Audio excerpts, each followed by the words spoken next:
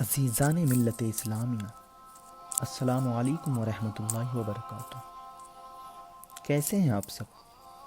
امید ہے خیریت سے ہوں گے۔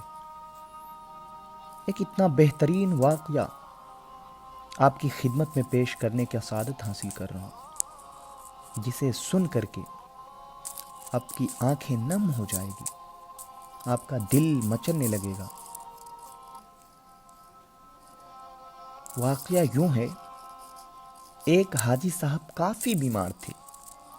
کئی برسوں سے ہر ہفتے پیٹ سے 4 بوتل پانی نکلواتے تھے۔ ان کے گردے واش ہوتے ہوتے ختم ہو چکے تھے۔ ایک وقت میں آدھا سلائن ان کی غذا تھی۔ سانس لینے میں بہت دشواری کا سامنا تھا، بہت تکلیف ہوتی تھی۔ ناقاہت اتنی کہ بغیر سہارے کے حاجت کے لیے نہ جا سکتے تھے۔ ایک دن چودھری صاحب ان کے یہاں تشریف لے گئے اور انہیں سہارے کے بغیر چلتے دیکھا تو بہت حیران ہوئے۔ انہوں نے دور سے ہاتھ ہلا کر چودھری صاحب کا استقبال کیا۔ چہل قدمی کرتے کرتے حاجی صاحب نے 10 چکر لون میں لگائے، پھر مسکرا کر ان کے سامنے بیٹھ گئے۔ ان کی گردن میں صحت مند لوگوں جیسا تناؤ تھا۔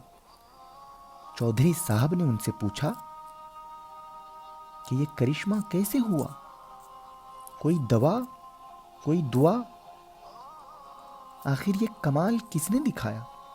حاجی صاحب نے کہا، میرے ہاتھ میں ایک ایسا نسخہ آیا ہے، اگر دنیا کو معلوم ہو جائے تو سارے ڈاکٹر، حکیم بے روزگار ہو جائے، سارے اسپتال بند ہو جائیں اور سارے میڈیکل اسٹور پر تالے پڑ جائیں۔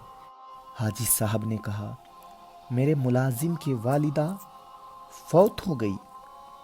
میرے بیٹوں نے عارضی طور پر ایک 6-7 سال بچہ میری خدمت کے لیے دیا۔ میں نے ایک دن بچے سے پوچھا کہ آخر کس مجبوری کی بنا پر تمہیں اس عمر میں میری خدمت کرنا پڑی؟ بچہ پہلے تو خاموش رہا، پھر سسکیاں بھر کر بولا کہ ایک دن میں گھر سے باہر تھا، میری امی، بھائی، بہن سب سیلاب میں بہہ گئے۔ میرے مال و دولت زمین پر رشتہ داروں نے قبضہ کر لیا۔ اب دنیا میں میرا کوئی نہیں ہے اور 2 وقت کی روٹی اور کپڑوں کے عوض آپ کی خدمت میں مامور ہوں۔ یہ سنتے ہی میرا دل پسیج گیا اور پوچھا، بیٹا کیا تم پڑھو گے؟ بچے نے ہاں میں سر ہلا دیا۔ میں نے اپنے مینیجر سے کہا کہ اس بچے کو شہر کے سب سے اچھے اسکول میں ایڈمیشن کراؤ۔ بچے کا داخلہ ایڈمیشن ہونا تھا کہ اس کی دعاؤں نے اثر کیا۔